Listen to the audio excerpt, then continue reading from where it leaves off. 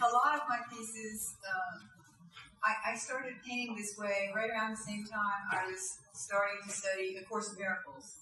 And that was my inspiration for 99% of the paintings.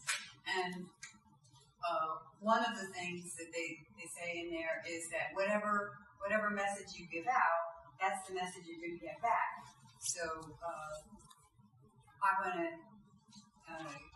send out a message of love. So here I am waving this flag with love on it. And, that's the message I'm giving out. So we love you. Yeah. So that's that one. So what I learned through the course was that I am love. I don't have to get love from other people or other things. And so I figured if I am love, then when I look in the mirror, what do I see but love? So therefore my self-portrait should be that of love. So that's what that one is. And this is a green juice party. For a while there, I was going on these dating sites, and there was a fellow there that on the very first date asked me if I would marry him. And actually, before I even met him, he asked me if I'd marry him on the telephone. So I figured, all right, I'll meet him just to see what he's like. I mean, he's probably, kind of crazy or something, but I'll meet him just to see. So I met him, and he was crazy. So I decided that was the one and only date I was going to have with him. But the next person that I dated, I told him about that story. So he was ribbing me about that, and then at the end of my next first date, he said at the end of the evening, he said, so, do you think you can fit 35 people in your apartment for the reception? And so this thought popped into my mind that, well, if I was going to have, well, first of all, my apartment is 355 square feet. So I divided 355 by 35, and I figured each person would have, what is that, 10? Like 9-point-something square feet each. If I got rid of everything, all the furniture and everything. But if I was having a party in my apartment, they'd all be drinking green juice, and they'd all be taking their shoes off. And the green juice is about the pH miracle diet that I've been following for the last 3 or 4 years. That to me it feels like it goes hand in hand with Course in Miracles. I mean, they both have the word miracle in there, and it's like, if I'm love, I feel that I should be putting only love in my body, and so therefore I'm putting the best kind of food that the food that I believe is the best for me into my body, and so that's why I'm drinking the green juice. So that's it. And this is we're going too far. Again, at home in love. I feel most at home when I'm in love. If I feel upset or angry or anything like that, which it seems like as the years are going on, I feel less and less of that. The place where I feel most at home is in love, and I feel there's a very easy way for me to tell if I'm siding with my ego or if I'm siding with the spirit side, and that is if I feel peaceful. If I feel peaceful and calm, I know that I'm siding with the spirit side, and that if I feel agitated or upset or angry or anything like that, then I'm definitely not at home. I'm somewhere off in illusion land. I mean, in course terms. So, I guess there's a couple of you that are familiar with know a little bit about course terms. That's that. And this is the title piece from the show, Go Green. And that's about, instead of the exterior environment, it's about the interior environment. And the more green food and drink I have, the more green I'm becoming, I'm filling up with green stuff. So eventually I'll be green all the way to the top.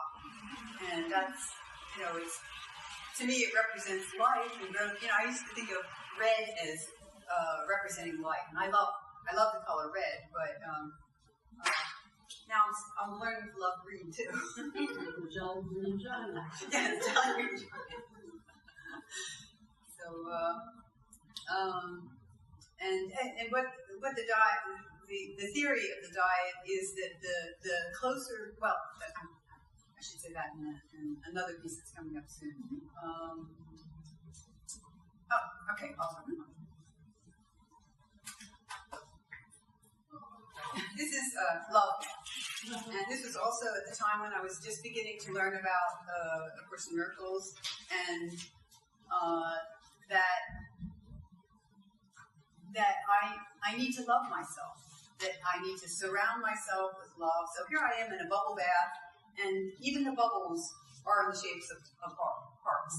And they would have been red hearts, except that the outline was red, so I couldn't make the inside be red too. So the yellow seemed like a nice contrast, and that's, in case you were wondering. So that's that. And it's funny because I don't know if you've seen that movie, What the Bleep Do We Know?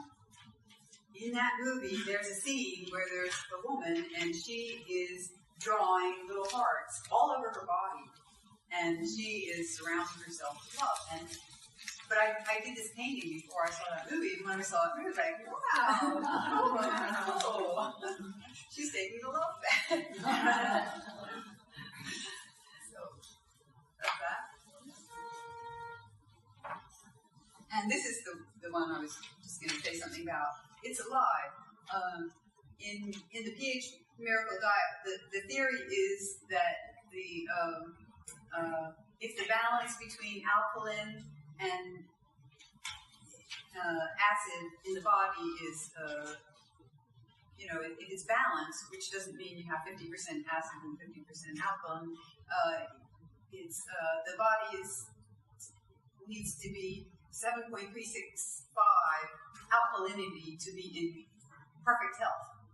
And what that means is that when you have good pH in your blood, then your blood is able to build healthy blood cells, or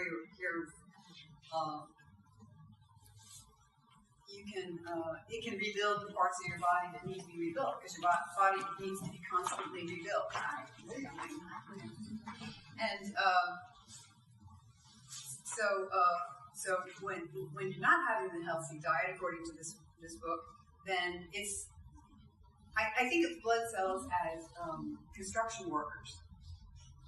And when you put junk food in your body, it's like giving construction workers bricks that are broken or with holes in them or very weak or things like that. And it's like, the construction workers are like, well, what are we supposed to do with this? I guess we'll just stick them over here on the side, and we'll have a stash of these things, and give me the good stuff.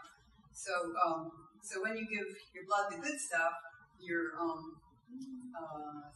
healthy, you're naturally immune to illness, and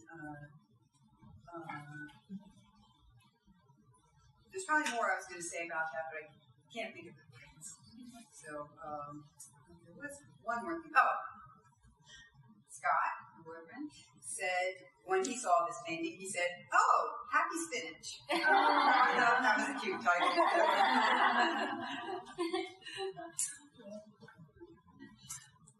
Okay. Okay.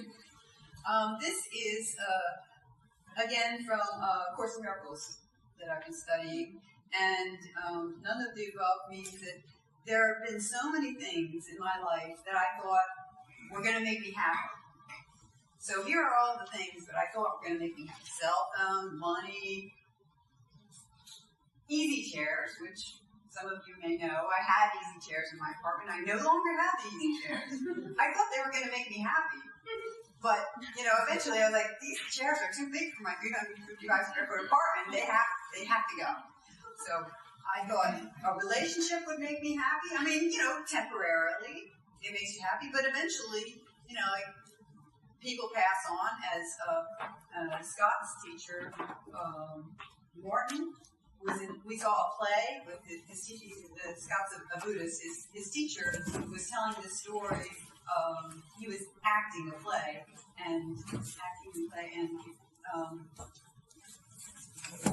in the play, he had been married for 50 years, and it was a very good marriage, and he was very happy and very successful, and he had 3 sons, but then his wife died.